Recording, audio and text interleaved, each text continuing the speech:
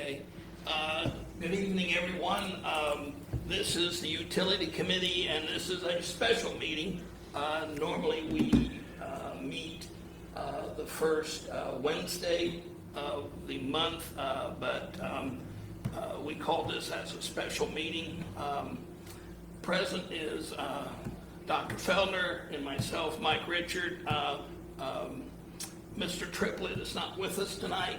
He is not feeling well. Also with us tonight is the Mayor, Tom O'Leary, also our Safety Service Director, Nikki Ward, and our Council President, Carl Watt. I move to excuse Mr. Triplett from the meeting. Okay, I'll second that. I don't think we have to do an all favor in that, so he'll be excused.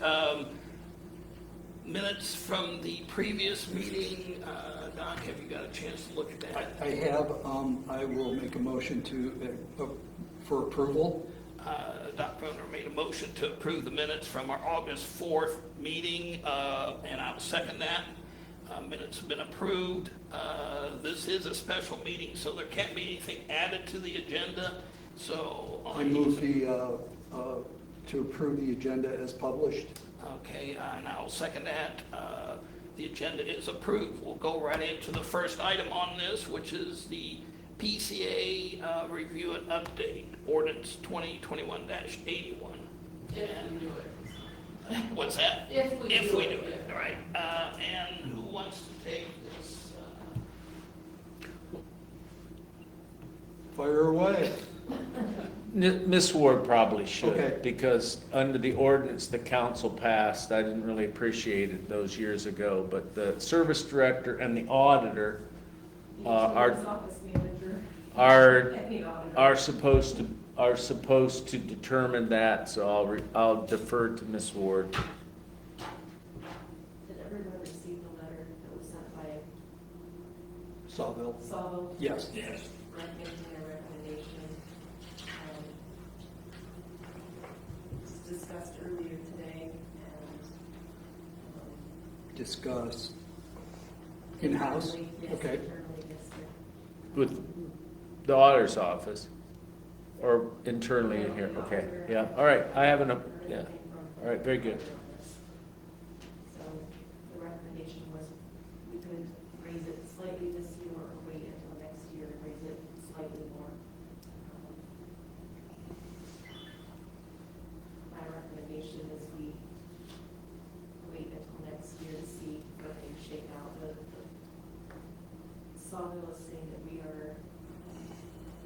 sales are down this year, which is, And the price is up. and the price is up, so. Okay. Perhaps waiting until next year, things might equalize a bit, but. Yes. I was going to say, correct me if I'm wrong, but didn't would have been the February meeting, didn't Sawville have their recommendation? I thought it was higher than this, than they recommended. I think might go in February's. Yeah, so it was actually higher, Higher than what they're recommending now. and so this is actually less than that. So that goes to your point that over a period of time, things have slightly gotten a little bit better,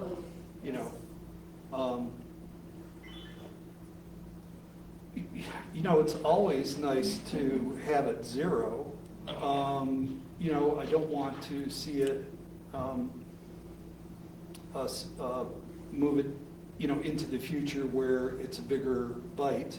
Right. There are going to be, new people to consider it after the first of the year. I don't think it's going to break the bank to keep it at zero. Yeah, my recommendation was to wait till February. That's how we jointly agreed about that. And I apologize, Nikki, I didn't mean to put you on the spot about that, but it is sort of a sore spot how that ordinance operates. It is the service director and the auditor's job to make this determination, so. So Huh? who are you saying made the determination? Well, with limited consultation, Oh, see. Never we're mind. making that Never mind, recommendation. I get it. It's a public meeting, I get man. it. I don't understand. I don't understand. I'm not gonna broaden it beyond that, but I would say a couple of, just, if I might, the cost of power is not up. It is right. The first part is, man, we're just not selling as much power. So that's largely the reason that there's maybe less revenue than coming in. But in terms of a power cost, I don't think that those costs have gone up to justify doing anything. And again, in February, it's always a guess looking forward, but they were recommending much more than it turned out that the city needed.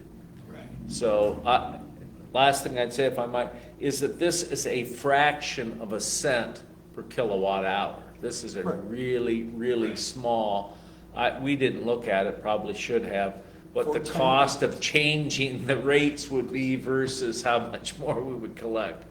But it's a small amount. What's the recommendation? To, see how it goes in February. 2.5 tenths of a cent? Yeah, Yeah. 0.002, Yeah. something. So that's my point, Doc, is it's like, yeah, I mean, fussing around with it, Well, it that's, doesn't seem to be advisable or necessary from a costing point of view. right. Well, and that's why I kind of looked at what had been looked at back in February and noticed that that had been and it was based on the market at the time. Well, it's changed now again, but now the recommendation is less, so not to say it will be less again in February, but I think with, like Dr. Felder said, I think with the volatility that may still exist out there, it might not be a bad idea, since we review this every 6 months anyway, that it probably would be wise just to go ahead and leave it, and then subsequently look at it again in February. So, did we just leave it here and not move it forward? or I think it's do a we- Julie do we have question, to- yeah. That's what we did the last time, because I had an ordinance prepared the last time. Yes. And I just wrote in the minutes, not necessary, that the ordinance doesn't get voted out, and We just have to have a consensus, so you I reviewed it, think, it's in the I minutes think, that you reviewed it now, and. Great. yeah, and I think we have a consensus, so, the only thing we'll have to do is, Mark or one of us can, note this at the next council meeting, that we decide to leave the PCA at the current Oh, rate. sure. That's the only thing that's stipulated in the ordinance. And Mark is watching, so. Okay. Okay. Okay, we've done that then. The next thing is economic development electric rate. I think, if I might, I think that you all got a email that had a summary from AMP Ohio about our ability to, councilmatic decision, to have an incentive rate. And I wanted to introduce that idea. I would say, generally speaking, the last 2 or 3 businesses that we have talked to have asked if that's possible, if the rate that they have calculated is the rate that they'll pay. And consistently, I guess the best answer we've been able to give is what you see is what you get. That's not a real responsive answer. More recently, I think there is a reason to look at the ability to offer a startup rate either for a totally new company or a new business coming to town that is acquiring a business. Now, am I talking about something specific? Yeah, I'm talking about the potential to assist the new grocery store. And I want to be, And I want to have, if possible, a conversation with them about some sort of incentive rate. I don't think it's come into the discussion with the successful bidder at the hotel, but I kind of fully expect that. And while those are two commercial situations or purchases, I think we can imagine that going forward, there may be some of our larger industrial customers that are either going to change ownership or looking at an expansion that would significantly increase their electric load. So I think that's, as a general thought, how would you take the information that Matt sent you about AMP incentive rates and start to think of it in terms of not an abstract email, but in terms of existing or potentially new businesses that could take advantage of that? Would it be, I mean, in your envisioning a temporary? Well, I think, yeah. I mean, Yes, to you answer know, your question, 1 year, 6 months. I know, without naming a name, but you kind of have trouble in this little town like we live in. One of the significant property owners in the uptown area has mentioned that since I became mayor. You know, have you ever thought about, wouldn't it be nice if over a certain period of time, Doc, make up a number, 6 months, that we offered some sort of discounting of rate? To new businesses? To new businesses. So that's the first look, and without alarming people, or businesses, Doc, that I think are adding a lot to their load, to their demand. Expansion. Somebody expanding, thanks, Mike. And so that's you know, you talk about trying out an idea. It's very preliminary. There are a couple of new businesses that will, it'll be great to have as customers or have them back in terms of the meter. But I think it's worth looking at. I think the second thing I'd want to say about that is it takes a little bit of homework, if you will, to look at what AMP is suggesting the cost of the next unit would be.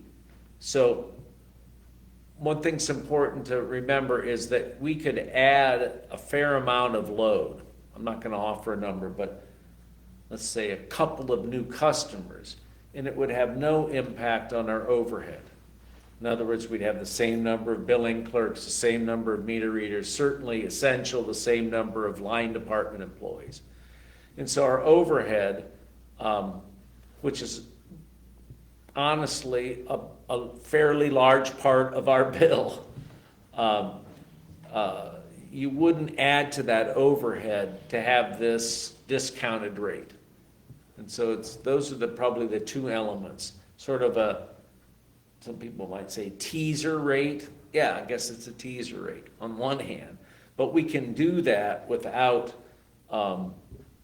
impacting the existing overhead by having to add new people to, you know, to pick up a couple more commercial, industrial, whatever customers. So third thing I'll say, last thing, is that there are a number of Ohio munis that offer this kind of rate, and we're working on trying to accumulate, we in the office, of all the communities that are doing any kind of incentive rate.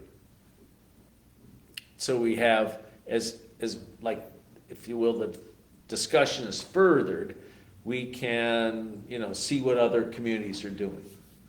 But the idea of flying up, you know, all of a sudden on a Tuesday night, hey, we got this great idea. I want to try to avoid that if we can, and look at some how other communities are doing it. The next kilowatt we buy is really pretty inexpensive because all the other kilowatts are covered with the existing rate base. So, you know, there is a known number. AMP will supply a number about what our the lowest we should go with any sort of incentive rate. And so I want to pass that along. If there's a favorable reception at all, I want to pass that along and say, to answer the question, well, how much of a discount are you talking about? We'll be able to share with you how much per kilowatt that next kilowatt hour will cost.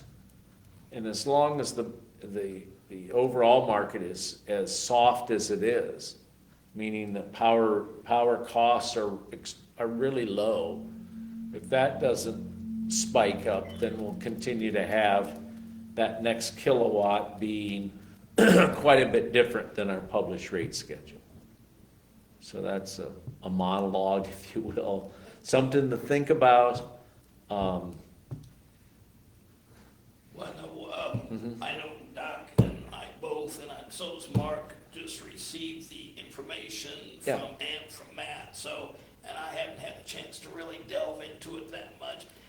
But I know we both would agree that if there's a possibility to help a new business come to the community that will furnish jobs, or for the folks that we have here now,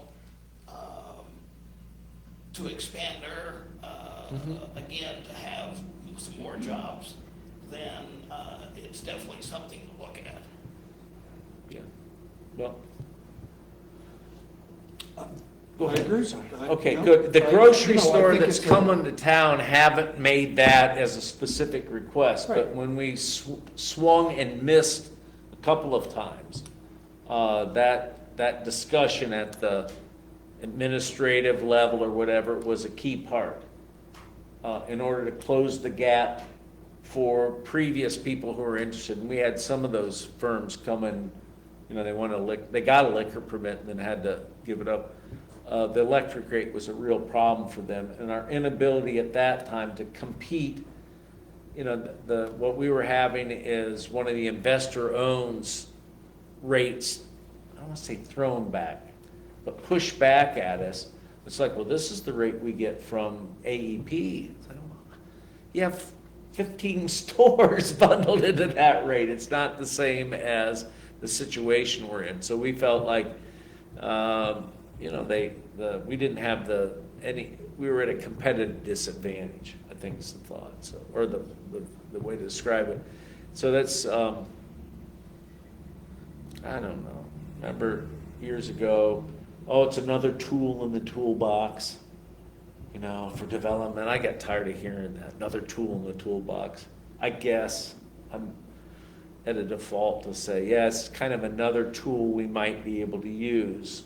And right now, without a rate, you're kind of, we'll see what we can do with council. And that's not the posture I think we want to be in. We want to look at it, make a decision about it, and then have an ordinance in place. A little bit like the local income tax ordinance. We have that out there now. We did it originally from one specific industry. That was my take on it.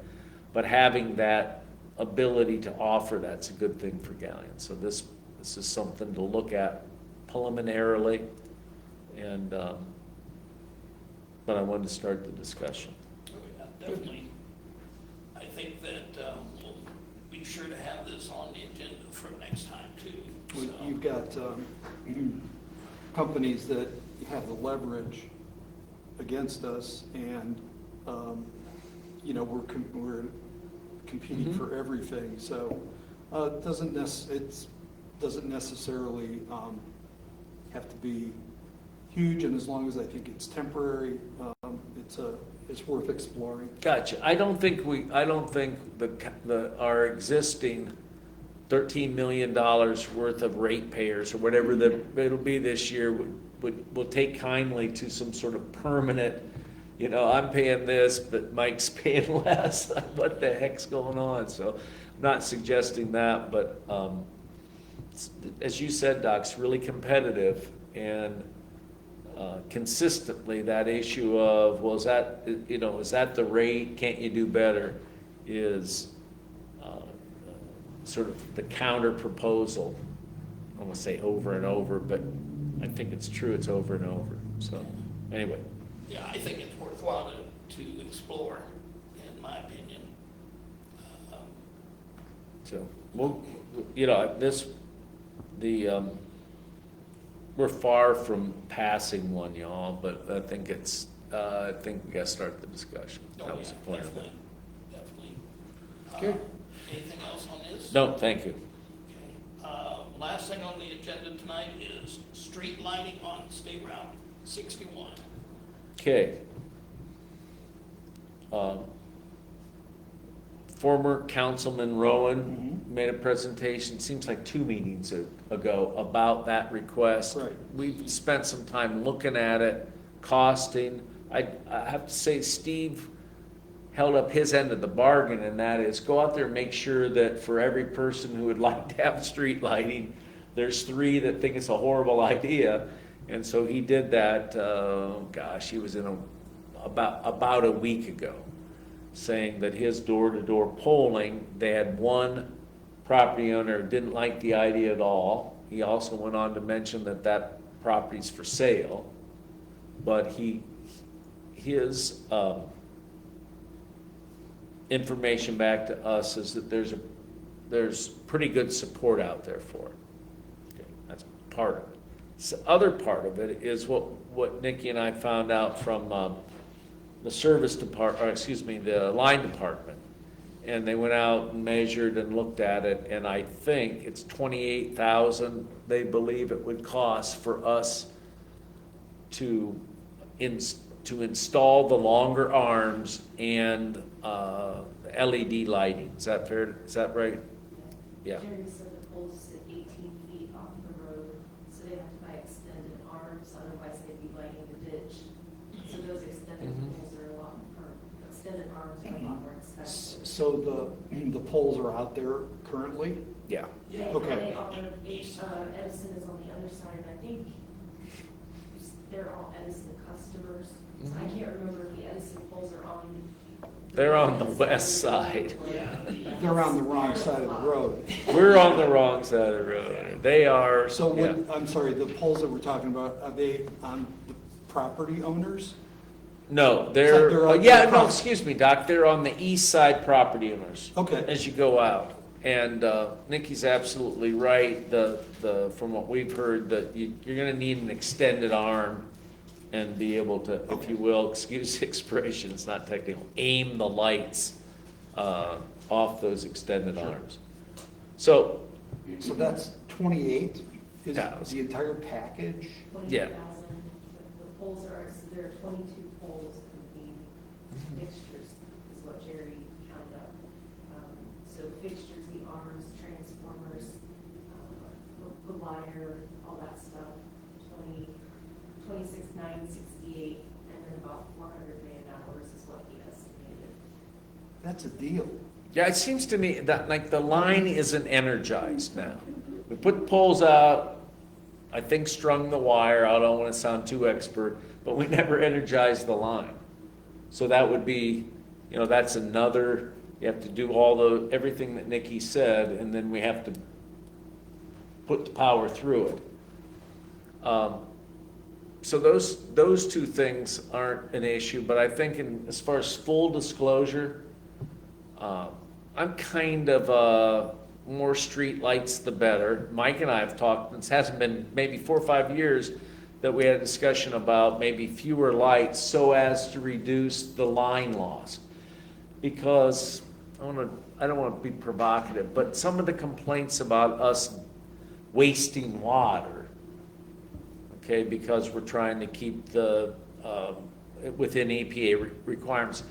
Think of that issue and all the free electric. So some of the people complaining about wasting water are likely to say that's more free electric.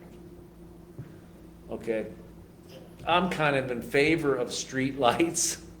I like not charging families and kids indirectly for park lighting.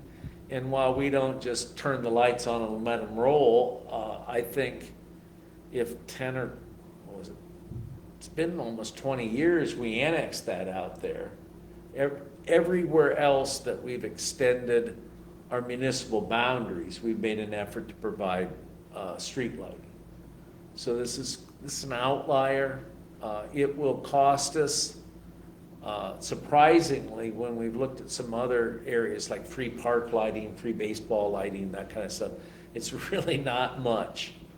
And so Mr. Oles years ago was wrong about that as well. So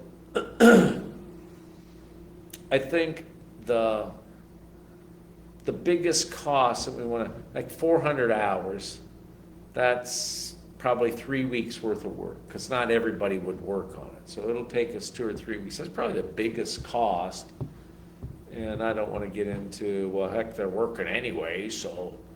But I think it's worth considering. It's not going to be something that we would need to bid. It's not necessarily councilmatic, but it's a little bit like that electric vehicle charger that was discussed and kind of shelved for a while. You don't want to do something like that if council thinks that's really not the way we want to go. So that's the point on this. With kind of an okay from this committee, without any objections at regular council, I think we'd probably go ahead and finish it this year. More likely it would be included in the 22 budget. That expense, that cost. So. Well, I have to say that, yeah, I was, I think Doc's same way. It's like I was surprised the cost factor wasn't as high as I was thinking it would be, you know. And I know we've had that conversation about, Yeah. you know, because of the pole setting. You know, you've got pole here, pole here. Do we really need to have a light at every pole or every other pole as long as the safety factor is involved?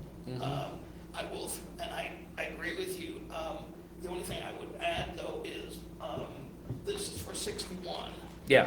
Now, technically, we do have an uncharged line going out on 309, which is also part of. Oh, out to the airport? Yeah. Oh my some of God, that. I'm gonna turn my hair gray.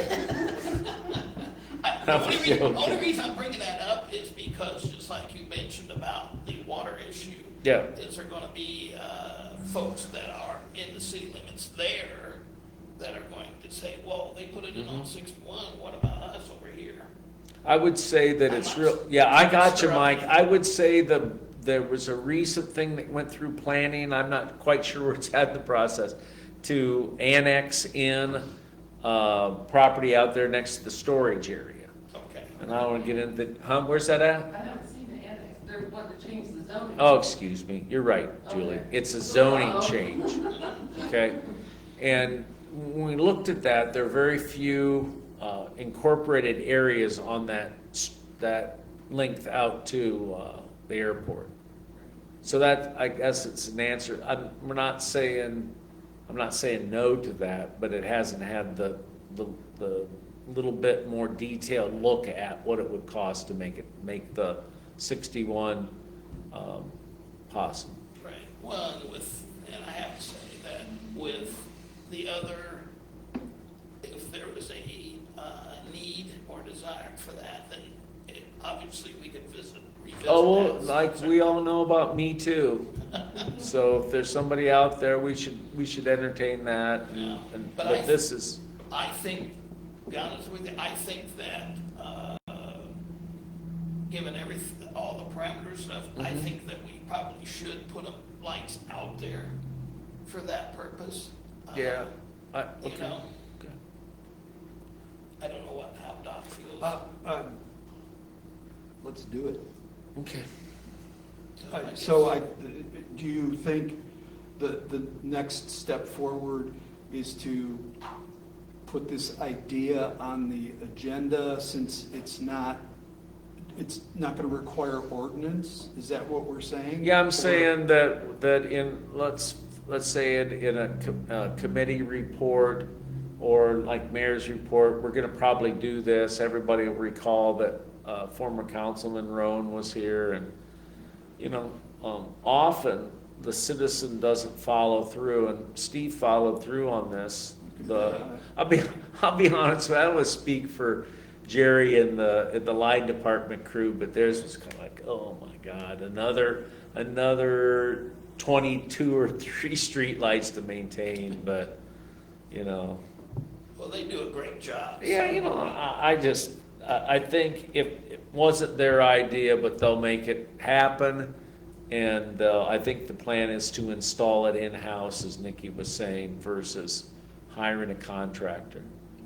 I can remember years ago now, if you'll indulge me for a second, that we had to hire a contractor to run the line back to Flick's Car Wash.